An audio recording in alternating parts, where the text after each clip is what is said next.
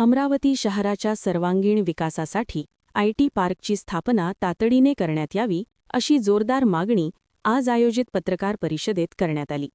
अमरावती हे पश्चिम विदर्भातील महत्त्वाचे शैक्षणिक केंद्र असतानाही आयटी व आधुनिक तंत्रज्ञानाशी संबंधित उद्योगांचा अभाव असल्याने शहरातील हुशार व प्रशिक्षित तरुणांना रोजगारासाठी पुणे, मुंबई, हैदराबाद, बेंगळुरू यांसारख्या महानगरांकडे स्थलांतर करावे लागत आहे, असे यावेळी सांगण्यात आले।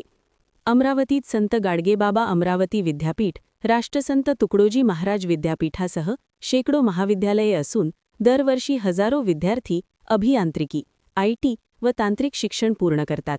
मात्र स्थानिक पातळीवर रोजगाराच्या संधी उपलब्ध नसल्यामुळे या तरुणांचे कौशल्य इतर शहरांना उपयोगी पडत असल्याची खंत व्यक्त करण्यात आली। आयटी पार्कच्या माध्यमातून startups, coworking hub, skill development centre, data centre व क्लाउड तंत्रज्ञानाशी संबंधित सुविधा उभ्या राहू शकतात। यामुळे स्थानिक तरुणांना रोजगार मिळण्याबरोबरच शहराच्या आर्थिक विकासाला गती मिळेल, असा विश्वास व्यक्त करण्यात आला। राज्य शासनाने यापूर्वी आयटी पार्कबाबत घोषणा केल्या असल्या तरी प्रत्यक्षात अद्याप ठोस अंमलबजावणी झालेली नाही। त्यामुळे घोषणांपेक्षा कृती महत्त्वाची असल्याचा ठाम सूर पत्रकार परिषदेत उमटला। अमरावतीसाठी आयटी पार्क ही केवळ गरज नसून भविष्यासाठी आवश्यक पायाभूत सुविधा असल्याचे मत यावेळी मांडण्यात आले। मुख्यमंत्री देवेंद्र फडणवीस साहेब यांचं विदर्भाच्या औद्योगिकरणावर आणि विकासावर लक्ष आहे। विशेषतः नागपूर आणि अमरावतीवर प्रचंड लक्ष आहे। अमरावतीमधून कोणताही प्रोजेक्ट आपण घेऊन गेलो तर ते तातडीने सँक्शन करतात। आयटी पार्क कृती समिती, mission IT park at Amravati कृती समितीने ज्यावेळी त्यांच्याकडे मागणी केली की अमरावतीला आयटी पार्क झाला पाहिजे, त्याची गरज आहे, त्यांनी त्याच वेळी सांगितलं की मी अमरावतीला आयटी पार्क करतो।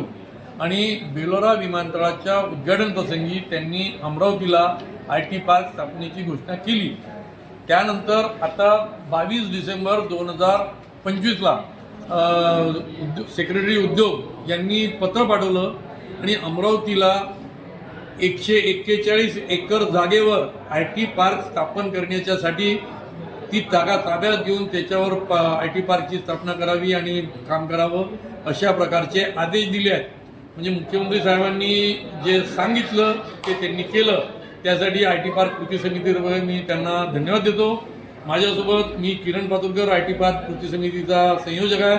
माझ्यासोबत माझे सहकारी आणि या आंदोलनाचे नेतृत्व करणाऱ्यापैकी रविभाऊ खांडेकर उपस्थित आहे, गजाननभाऊ देशमुख उपस्थित आहे, दीपक खताडेजी उपस्थित आहे, प्रशांत मुंडेजी उपस्थित आहे, प्राध्यापक दिनेश सातंगेजी उपस्थित आहे, बाकी सगळे इंजिनिअरिंग कॉलेजचे प्रिन्सिपाल, पॉलिटेक्निकचे प्रिन्सिपाल, ITIचे प्रिन्सिपाल आणि सायन्स कॉलेजचे प्रिन्सिपाल सुद्धा या कृती समितीचे सदस्य होते।